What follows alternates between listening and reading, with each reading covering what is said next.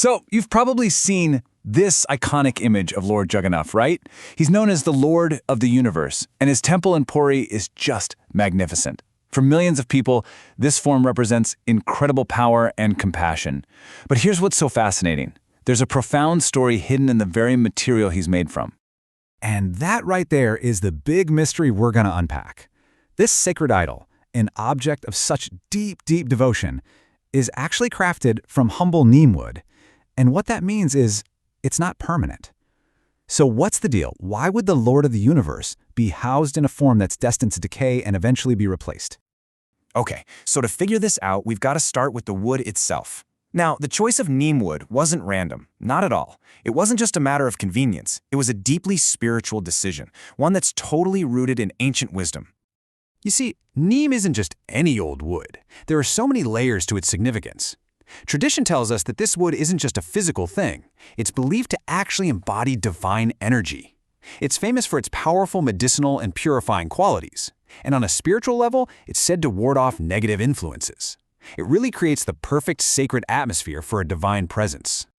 And get this isn't just some old folktale. It's actually backed by scripture. The Bhavishya Purana, a really ancient text, explicitly says that neem wood is the most auspicious material for creating mortis or idols of Lord Vishnu. So the material itself is considered part of the divinity. But, the wood is only part of the puzzle.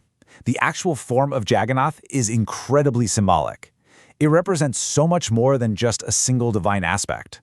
He's truly a god of many faces. What's really unique about the Jagannath tradition is that the Lord is seen as the ultimate embodiment of all of Vishnu's avatars.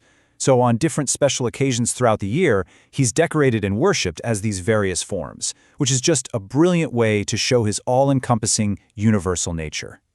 Now, there are two main avatars that are super closely linked with him. He's often identified with Krishna, who represents that playful and compassionate divine energy.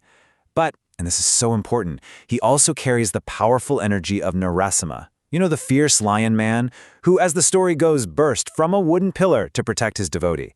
That powerful connection is a huge reason why Jagannath's form is enshrined in wood.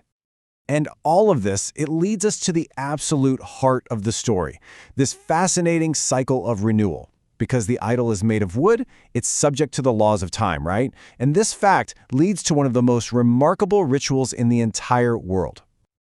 So this ritual, it has a special name. It's called Nabakalebara. It literally means new body.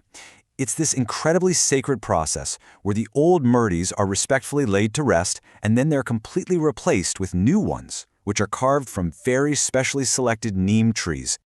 Now, this isn't something that happens every year, not even close. The full Nabakalebara happens only once every 12 or, in some specific cases, 19 years. And that rarity, it just goes to show you how incredibly significant the event is when it finally happens. It draws millions of devotees who come to witness this divine renewal. So think of this divine cycle in two parts. On one hand, you've got the yearly touch-up. The idols are repainted, which symbolizes a kind of minor rejuvenation. But then, on that much rarer 12 or 19-year cycle, you have the big one, the complete replacement, the Nabakalebara. So what does it all mean, right? Well, this whole ritual is a really profound philosophical statement. It teaches that even the divine participates in the cosmic cycle of birth, decay, and then rebirth. It's this incredible reminder that divine energy isn't just static. It's constantly and powerfully renewing itself. Okay, so we've been talking about this massive public tradition, but there's a really personal side to all of this too. We've talked about the temple in Puri, but this sacred energy, it isn't just confined to that one place. It can actually be brought into our own personal spaces. For many people, bringing a neem wood murti of Lord Jagannath into their home, it's like creating their own little sacred sanctuary.